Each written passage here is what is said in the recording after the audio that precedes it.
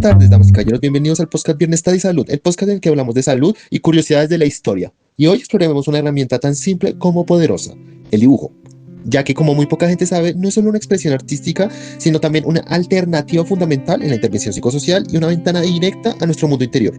Bueno, como muy poca gente sabe, para dimensionar su poder tenemos que viajar a sus orígenes. El dibujo es uno de los lenguajes más antiguos de la humanidad, desde las pinturas rupestres en cuevas como Lascaux o Altamira. El dibujo ha servido como registro histórico, comunicación, expresión, en el que las personas documentaban cacerías, rituales y pues principalmente la vida cotidiana, o principalmente para superar barreras idiomáticas o para representar deidades o miedos y deseos. Por lo general, en esencia, el dibujo simplemente ha sido un acto de externalización y organización del pensamiento. Es la forma más directa de dar forma visible a una idea, un sentimiento o una experiencia. Para entender su valor debemos remontarnos en su uso en las pruebas psicométricas. El dibujo no siempre fue una herramienta terapéutica, sino un instrumento de evaluación. Pero, ¿quién fue una de las primeras personas que implementó el dibujo en pruebas psicométricas? Bueno, una de las primeras figuras clave es Florence L. Goodenough, disculpen mi inglés, quien en 1926 desarrolló el Drawman Test o el test de la figura humana. Quienes han visto televisión o leen un poco de psicología probablemente ya saben. Un test enfocado principalmente en niños. Su objetivo inicial era principalmente evaluar la madurez intelectual, midiendo el número de detalles correctos. Pero en fin, la evolución a partir de ese momento del dibujo en la psicometría décadas después empezó con figuras como Karen Machover o Emmanuel F. Hammer, quienes lo popularizaron como técnica proyectiva. Ellos postularon que al dibujar la figura humana, la persona proyecta su personalidad, sus conflictos, ansiedades e impulsos interiores. No se trata solo de calidad del dibujo, sino de cómo se dibuja. Bueno, en fin, ya he hablado suficiente de todo. Ahora les dejaré con mi compañía, quienes le van a contar la importancia del dibujo en el contexto social. ¡Nos vemos! Ahora, en este segmento vamos a averiguar cómo nos ayudan.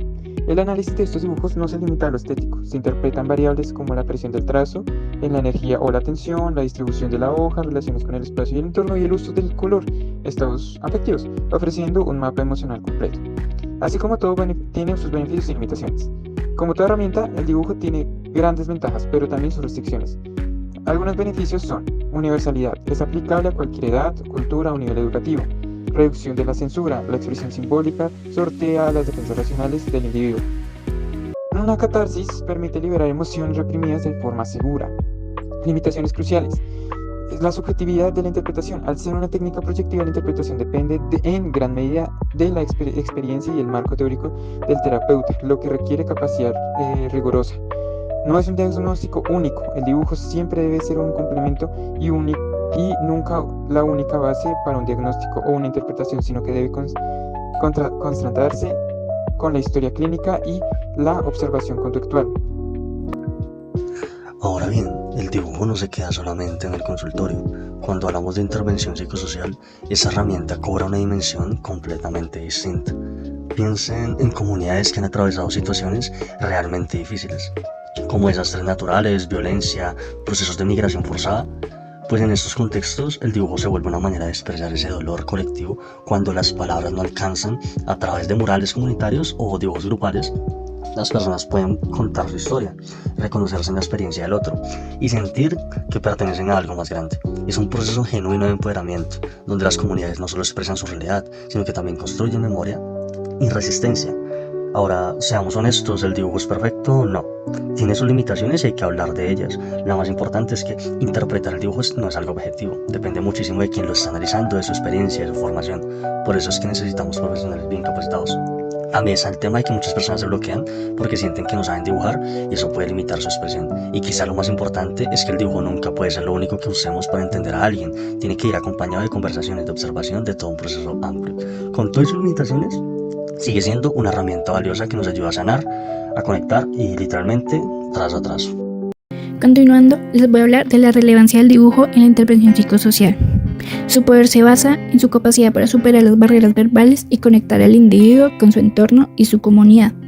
En contextos de trauma, duelo o violencia, el dolor a menudo es indeseable.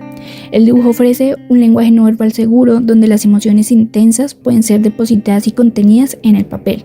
Esto es crucial, ya que los dibujos pueden revelar información emocional y psicológica que la comunicación verbal podría ocultar o que el individuo no es capaz de articular, especialmente en niños, personas con barreras lingüísticas o aquellas que han vivido experiencias traumáticas. El dibujo es una forma de expresión accesible y universal. para todas las edades y culturas, facilita la externalización inmediata de tensiones ayudando la autorregulación emocional. También el dibujo es un facilitador del diálogo y el vínculo. ¿Qué quiero decir? El diálogo es simbólico. Al dibujar, el individuo traduce sus experiencias internas en imágenes simbólicas, creando un punto de partida neutral para que el profesional y el individuo discutan el contenido emocional.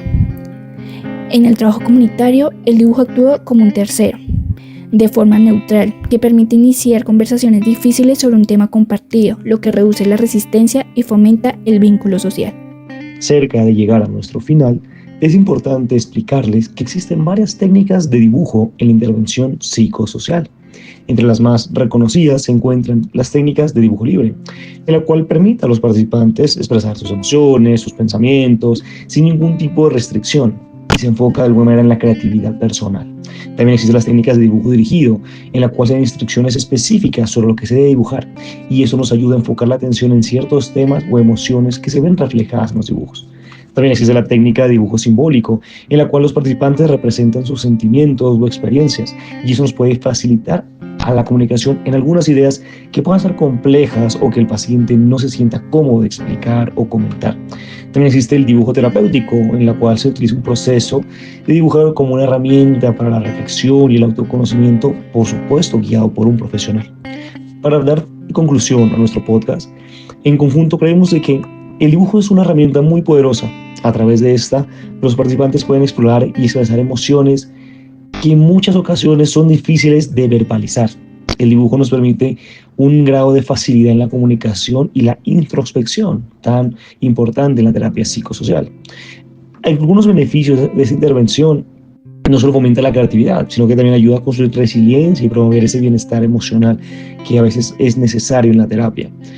Finalmente, creemos que el futuro del dibujo en la intervención psicosocial se debe seguir continuando en una constante exploración, desarrollando más técnicas, donde el dibujo sigue ocupando un lugar fundamental en esta intervención psicosocial y principalmente contribuyendo al desarrollo personal y social de todos los individuos.